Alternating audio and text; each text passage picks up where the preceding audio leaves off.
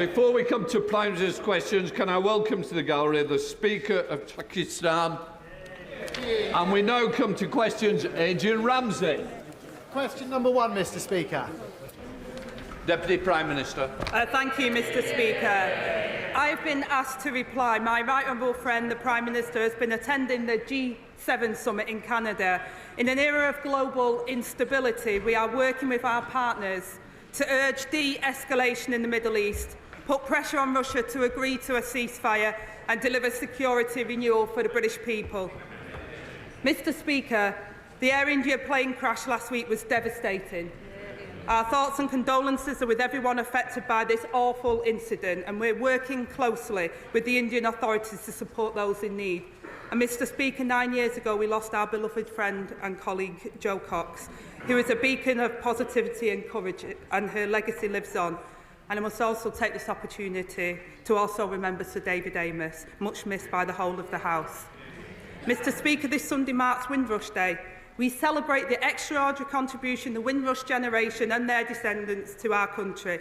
And Mr. Speaker, this morning I had meetings with ministerial colleagues and others, and in addition to my duties in this House, I shall have further such meetings later today. Adrian Ramsey.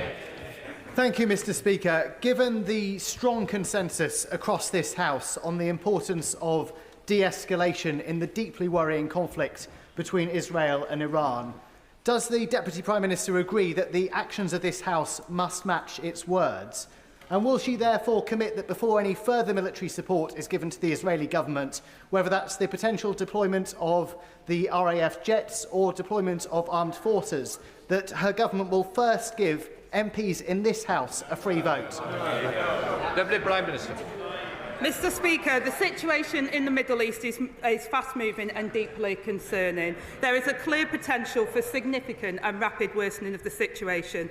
And every step that we take, we will always be guided by what the safety of British nationals and the UK national interest. That's why we've deployed jets to the region so that contingency support is in place for our armed forces personnel, and it's why we're asking British nationals to register their presence, and we'll keep all advice under review. Olivia Bailey. Thank you, Mr. Speaker. Too many of my constituents are stuck in unsuitable housing. And after 14 years of inaction from the party opposite, local families are being split up because there are not enough affordable homes. Can I welcome this government's plans to turbocharge the delivery of social and affordable housing, including through the new National Housing Bank, and ask my right honourable friend to confirm that this government will finally give my constituents the security that they deserve? Deputy Prime Minister. Mr. Speaker, she's absolutely right to talk about the 14 years of failure by the Conservatives. Labour's turning the tide on the housing crisis, and I'm proud to announce today our commitment to establish a new publicly owned National Housing Bank, backed by £16 billion of new finance. This includes £2.5 billion, Mr. Speaker, in low-interest loans for social housing to help achieve the biggest uplift to social and affordable housing in a generation. Shadow Home Secretary Chris Phil. Thank you, Mr. Speaker. I associate myself with the Deputy Prime Minister's remarks about the tragic air crash in India and, of course, what she said about our dear colleagues Jo Cox and Sir David Amess. I also join her in calling for de-escalation between Israel and Iran, while noting everything possible must be done to stop Iran getting a nuclear weapon. Yesterday, the Leader of the Opposition and I met with survivors and family members of the rape gang scandal. Fiona, Teresa, Lucia and Marlon. They told us how authorities deliberately covered up the systematic rape of young girls and some boys by gangs of predominantly Pakistani heritage men. They covered it up because they cared more about so-called community relations than about protecting vulnerable girls. That is disgusting. The survivors told us they will only have confidence in an inquiry if it is independently led, has full statutory powers, covers all 50 towns affected, including Bradford, if those who covered this up are prosecuted, if foreign perpetrators are all deported, if survivors are closely involved, and if it is set up before the summer recess. Can the Deputy Prime Minister give the survivors and their families those assurances? Deputy Prime Minister. Well, Mr Speaker, first of all, can I thank him for his tone and putting the survivors and victims at the heart of his question here today. I think it's absolutely right that we all look at what's happened over the last couple of decades, the countless reports that we've had, and we look to implement that. He's absolutely right to also talk about the confidence people must have in that independent inquiry.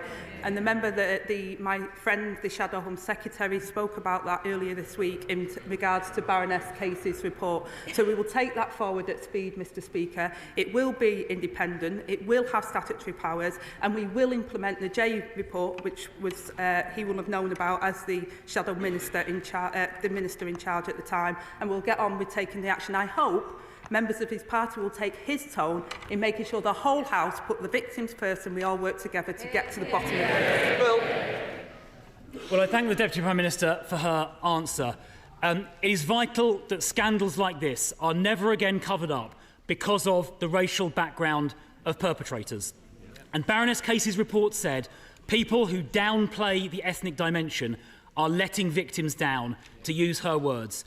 So I do have to raise the language the Prime Minister used in January when he, I'm afraid to say, smeared campaigners as jumping on, quotes, a far-right bandwagon, simply for calling for the very inquiry he has now been forced to set up. Standing up for rape victims is not far-right. So will the Deputy Prime Minister apologise for what the Prime Minister said? Deputy Prime Minister. Well, I say, Mr Speaker, that the Prime Minister did not just raise issues but acted on them. He brought the first prosecutions against grooming gangs, called for action to address ethnicity issues in 2012. And the honourable member will know that the data that the previous government collected was inaccurate and not complete. And Casey recognised this, and it's one of the recommendations that we will be taking forward. The Prime Minister made those comments specifically about Tory ministers who sat for years in the government and did absolutely nothing about this scandal. Smearing campaigners standing up for rape victims as far right is completely unacceptable, and the Prime Minister should never have said that. And I commend his predecessor, the member for Richmond, for the grooming gangs task force he set up, which led to 550 arrests in its first year. Now, Baroness Casey's report also said that a significant number of rape gang perpetrators were non-UK nationals or were asylum seekers, many of whom entered the country illegally. And we know, of course, that most illegal immigrants crossing the Channel are young men, contrary to what the Chief Secretary said last week. So does the Deputy Prime Minister now accept that the small boats crisis is a crisis of public safety as well as a border crisis? Deputy Prime Minister. Well, Mr Speaker, this is a very serious issue and more needs to be done. And let me update the House. Working with our allies, we've carried out a series of major arrests to tackle smuggling gangs behind this vile trade. In the past month, a ringleader that smuggled almost 4,000 migrants has been jailed for 25 years. We could go further thanks to the law enforcement agreements we struck with Germany, Italy, Serbia and the Balkan states. In stark contrast to the honourable gentleman, he was the man at the heart of the Home Office when immigration soared, we lost control of our borders and spent £700 million of taxpayers' money on persuading just 4 volunteers to be removed from Rwanda. I take no lectures. If she wants to find out who's lost control of our borders, I suggest she looks to her immediate right. Because ever since the Home Secretary scrapped the Rwanda deterrent before it even started, illegal immigration across the Channel has gone up by over 30%. And so far this year, 2025 has been the worst year in history for illegal immigrants crossing the Channel. That is on her watch. That is down to her government. The Prime Minister is now planning crisis talks with President Macron, finally admitting, in his own words, that the situation is deteriorating. The government's laughable plan to smash the gangs lies in tatters. So will she now at last accept we need a removals deterrent so every single illegal immigrant arriving on these shores is immediately removed. Will she commit to that, yes or no? Prime Minister. Well, Mr Speaker, if they want to argue that 40,000 arrivals since July 24 are down to the scrapping of the Rwanda scheme, they need to explain why there were more than 43,000 arrivals in the same period starting in July 22 when the Rwanda agreement was in place. It's absolute rubbish, Mr Speaker. They lost control of our borders. We're getting control of our borders. He needs to apologise. Crystal. I don't see how she has the brass neck to claim she's got it under control. When the numbers crossing the channel this year are the highest in history. She asked about the Rwanda deterrent. I'll repeat, she obviously wasn't listening to what I said earlier. The Rwanda scheme never started. And indeed illegal immigrants in Calais said they were... Order! Order! Just do it. I want to hear the question, and I'm sure our constituents want to hear the question and the answer. Crystal.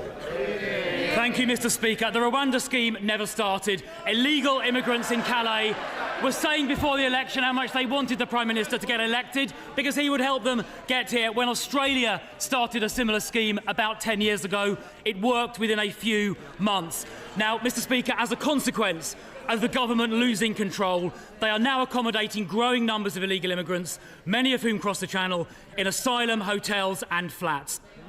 The Home Office's suppliers are now actively offering above-market deals to landlords to get hold of their properties to be used for illegal immigrants. In the meantime, hard-pressed young people here are unable to rent or buy. So why is this government prioritising housing for illegal immigrants above housing for our young people? So again, Mr Speaker, I gently say to the right honourable member opposite that under their watch, immigration increased fourfold until it reached almost 1 million in a single year. They also created the backlog, 400 hotels, which we've reduced to just over 200 hotels in the first 12 months of us being in government, Mr Speaker. £1 million a day spiffed up the wall because they were so incompetent. We're building the homes that they failed to deliver over 14 years of consecutive failure by their government. They should apologise while we get on with the job of rebuilding Britain. Crystal.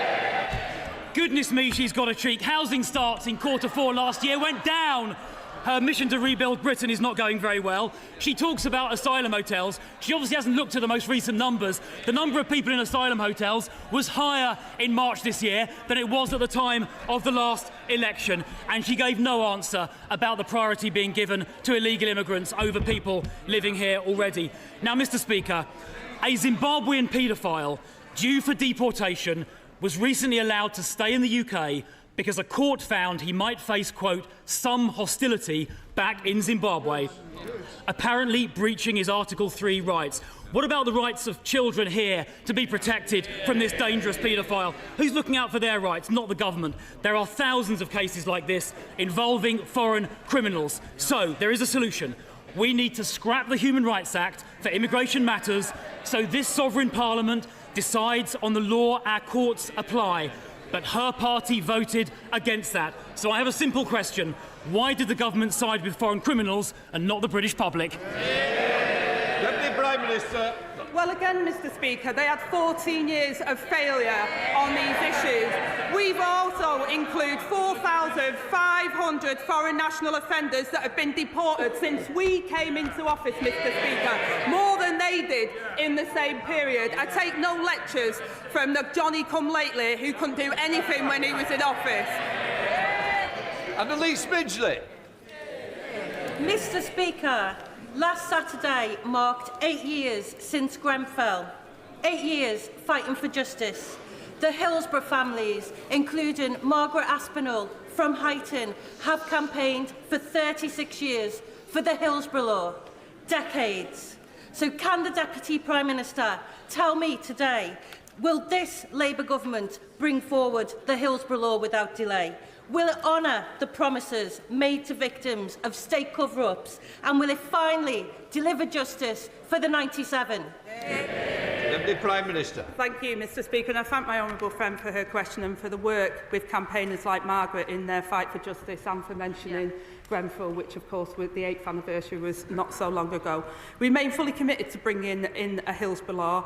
The state has failed victims and their families too many times in the past, and that is precisely why our focus is now on getting the legislation right. I can assure her that measures will be brought forward as soon as we're confident that they will deliver, Mr Speaker, the justice victims deserve, and we want to do this at pace. Daisy Cooper, Deputy Leader of the Liberal Democrats. Thank you, Mr Speaker. On behalf of my party, may I associate myself with the Deputy Prime Minister's remarks about the Air India crash. And in a week when we remember the murder of Joe Cox and David Amos, our party's thoughts are with their friends and families and all those in this House who lost their beloved friends. We also remember those who died in Grenfell tragedy.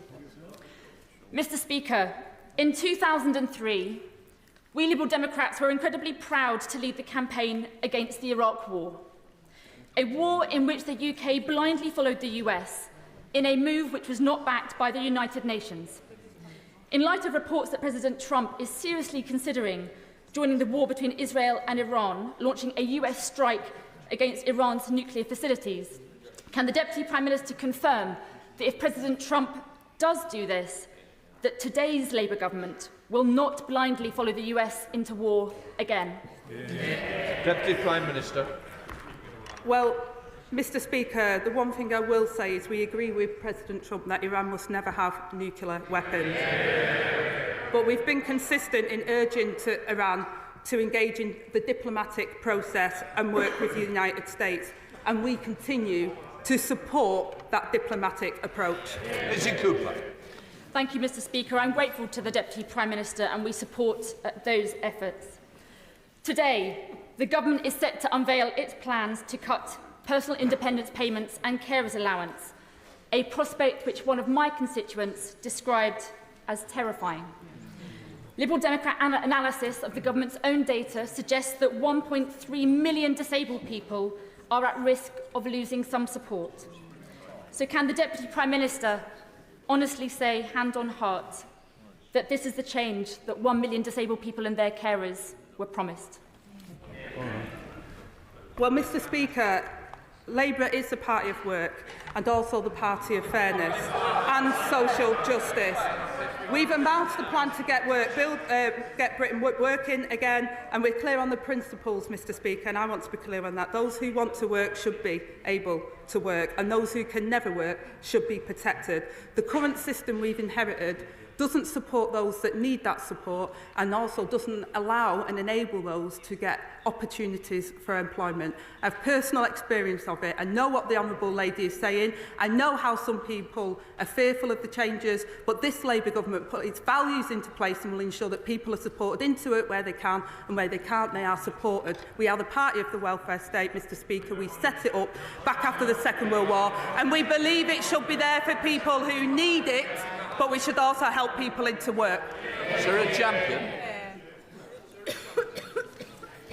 Thank you, Mr Deputy Speaker. Mr Deputy Speaker, I welcome the...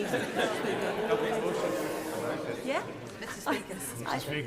Mr Speaker, there's too many deputies in the place today. I apologise. Mr Speaker, I welcome the Government's announcement on grooming gangs.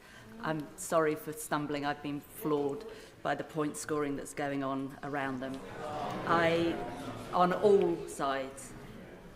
I wonder if, if the Deputy Prime Minister is aware that the victims and survivors of grooming gangs are being denied compensation by the Criminal Injuries Agency on bizarre technicalities. They also deny all children of online abuse compensation. For me, this is a grave injustice, and they think they're better than the judge and jury. So I wonder what the Deputy Prime Minister plans to do, because personally, I think they should be abolished. Deputy Prime Minister. Well, Mr Speaker, my honourable friend is a long-standing advocate for child protection, and I pay tribute to her campaigning on these issues. We share her determination to do what is right for the victims and the survivors, and we recognise that no sum of money can ever fully compensate for the horrors that they've experienced. And we are committed to funding efforts to tackle child sexual abuse in the future and support survivors to rebuilding their lives. And that's why we'll make it easier for victims to make personal injury claims through the civil courts by removing the 3-year time limit. And we're redoubling funding for therapeutic support services. Carla Daniel. Mr Speaker, this week is Refugee Week, an opportunity for this House to show solidarity with those fleeing war, persecution and oppression. Compassion and welcome are core British values, but for decades the Home Office has been undermining those values, as my new report, No Way Home, shows, by treating migration as a crime rather than making it work for our communities and for newcomers. So will the Deputy Prime Minister read the report and consider its recommendation to remove migration from the responsibilities of the failing Home Office? Deputy Prime Minister. Well, Mr Speaker, I'll commit to reading the Honourable Lady's report because I think it's important we take all information on these issues. We inherited an asylum system under exceptional strain, which costs up to £9 million per day, and will end the use of hotels through suitable self-sufficient accommodation for asylum seekers, minimising the impact on local communities, and will protect and support asylum seekers when demonstrating value for the taxpayers. Jodie Gosley. Thank you, Mr Speaker. On the 1st of July, Warwickshire County Council will permanently remove one of Nuneaton's 2 fire engines. Their decision is based on dubious data that does not accurately represent the current risk to residents, without accounting for local factors such as high deprivation. The cuts will put Nuneaton's lives in danger. Will the Deputy Prime Minister please look into this matter to confirm there has been sufficient scrutiny and a thorough risk analysis to ensure safety for the good residents of Nuneaton? Deputy Prime Minister. Well, I thank my honourable friend for raising this important issue. I know that the Fire Minister would be happy to discuss this further, and I'm committed to ensuring fire and rescue services across the country have the resources that they need to keep communities safe. The deployment of fire engines, though, is decided locally. So this really is a question for Warwickshire County Council, now led by Reform. So the member for Clacton should have a word with his county councillors in Nuneaton and get them to explain why Reform are cutting fire services. Peter Shaw. Mr Speaker, I remember when the Deputy Prime Minister was a fierce critic of austerity and a proud champion for the disabled. But today, her government is introducing its £5 billion disability cuts bill, which will push another 250,000 people into poverty. Does she agree that everyone has the right to oppose such devastating cuts? So is it the Prime Minister's intention to remove the whip from any Labour MP who does the right thing and votes against these disability cuts? Deputy Prime Minister. Well, I gently say to the honourable member that we've given, he talks about austerity, we've given the biggest amount of increase to Scotland. And I've covered this point in an earlier question, Mr Speaker. We're absolutely committed to ending child poverty. We've already introduced free school meals. We're already supporting families. We've given a living wage rise to over millions of workers that need it. We're getting on the job, Mr Speaker, of rebuilding Britain. He's had decades of failure under Scotland. They deserve better. Jonathan Davis. Thank you, Mr Speaker. Derbyshire's Derwent Valley is the home of the Industrial Revolution, and it is also now a UNESCO World Heritage Site. That community showed a Victorian sense of purpose which delivered improvements to people's everyday lives. So can my right honourable friend set out how the government's £39 billion investment in housing will instil that same drive while maintaining the unique character of the East Midlands' only UNESCO World Heritage Site? Deputy Prime Minister. Well, I thank my honourable friend for his question. I know he's a champion for regeneration across his constituency, and he's working hard to get homes built in his patch for his constituents. Our plan for change will deliver the biggest boost in investment in social and affordable housing in a generation. And for the first time in recent memory, Mr Speaker, we will give providers in his constituency a decade of certainty over the capital funding to build ambitious housing projects that honour Derbyshire's history. King Timothy. Thank you, Mr Speaker. The Home Secretary says we should judge her success in smashing the gangs by whether the number of channel crossings falls. But under this government, the numbers are up by more than 30%. Yep. So by which date should we judge the Home Secretary? And if she fails, will she be fired? Yeah. Deputy Prime Minister. Mr. Speaker, they continually vote against the measures that we're taking to smash the gangs. We're getting on with the job, Mr. Speaker, working internationally to disrupt the abhorrent work of these smugglers and gangs, while he harps on from the sideline. He should apologise for their record in government, which was abysmal. Mr. Speaker, since becoming an MP, I've received thousands of pieces of casework from constituents who are stuck on social housing waiting lists. I've recently had an email from a woman with severe mobility issues, effectively trapped in her front room while she waits and waits for suitable social housing. Even when a home becomes available, she'll be forced to compete with other residents because there simply aren't enough affordable options. What will this new funding, the recent funding announced by the government, mean for my constituent and others like her who have already waited too long for a decent home? Deputy Prime Minister. Well, I thank my honourable friend, Mr. Speaker, for highlighting the case, because it's not an isolated case. We inherited a really dire situation, and there's far too many people that don't have a safe and secure home that meets their needs. My right honourable friend, the Chancellor's announced a record funding, almost double the level provided by the previous government, who ended up handing back the cash for social and affordable homes, and Labour's plan for change, renewing our country and investing in Britain's future. Other House, Sir Edward Lee. When the government, quite rightly, gives full and unequivocal support to Israel in its bid to end the scourge of Iran's nuclear weapons programme forever, will the government also work with our allies to try and convince the Israeli government that it's not in the long-term security interests of Israel to carry on with this policy of illegal settlements in the West Bank, which is simply leading to radicalisation and desperation throughout the region? Have not the overwhelming majority of Palestinian people have the right to yearn for peace and security in their own homeland, as the Jews yearn for their homeland for 2,000 years? Deputy Prime Minister. Mr. Speaker, I thank the Father of the House for his important question. Settler violence and expansion in the West Bank is appalling and completely unacceptable. Alongside our allies, we have sanctioned individuals responsible for inciting this extremist action, but a two-state solution is the only way to bring peace that the Israelis and the Palestinians deserve, and this is only achievable if the hostages are released, aid surged into Gaza and the ceasefire is restored, and we'll do everything we can to make that happen. Thank you, Mr. Speaker. In Scotland, over 10,000 children are stuck in temporary accommodation, including many in my constituency of Stirling and Strathallan. Too many families facing soaring rents, long waiting lists and dwindling options. It's just one of so many policy failings that we're all losing count and losing patience as public confidence in the SNP ability to govern collapses. What advice would she have for the Scottish SNP government as they continue to preside over a chronic failure to invest in the social and affordable housing Scotland so desperately needs? Well, my honourable friend is right, Mr. Speaker. Homeless levels are far too high, which has a devastating impact on those affected. Under the SNP, 10,000 children in Scotland shamefully have no fixed home to call their own, a record high. Our decisions have given Scotland a record settlement and the largest since devolution. We saw in Hamilton, Mr. Speaker, how Scots are fed up with the SNP's excuses. They've been in power for nearly 2 decades and have nowhere left to hide from their failure. Anne Davies. Diolch, Mr Llefarydd.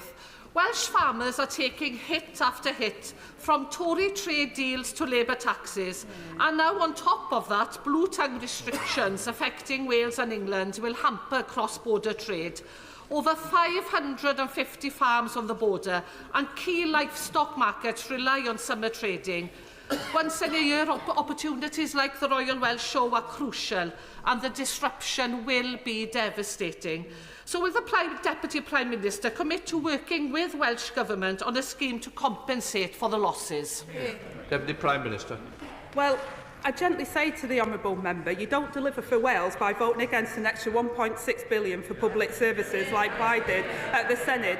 We will be making sure that we support Wales and support Welsh farmers, and we'll continue to do that as a UK government. Andrew Bates. Thank you, Mr Speaker. In the spending review last week, the government backed Peterborough with support for our new pool and sports quarter in the city. This commitment has the power to turn years of campaigning into a reality. But that's not all. The government has also recently approved the business case for our new station and given us new police. So can I ask the Deputy Prime Minister, does she agree that this is just the start and that places like Peterborough that were forgotten for too long by the party opposite are now top of this Labour government's agenda? Well, I thank my honourable friend for his comments and flagged by the two ladies that have made sure that those things happen. The Chancellor's guaranteed funding to accelerate projects like Peterborough's new sports quarter, including, Mr Speaker, a new Olympic-sized swimming pool. And I can also confirm today that, subject to the business case approval, we will provide nearly £48 million of funding for a new city centre quarter and a refurbished Eastern Station building. Paul Holmes. Recently, a small family business in my constituency was burgled by a prolific offender who was serving an 8-month suspended sentence. The man was caught, arrested, charged and appeared at court, where he was given another 8-month suspended sentence and released. The business was offered £200 in compensation. Does the Deputy Prime Minister think that's justice served, or is this government now soft on crime and soft on the causes of crime?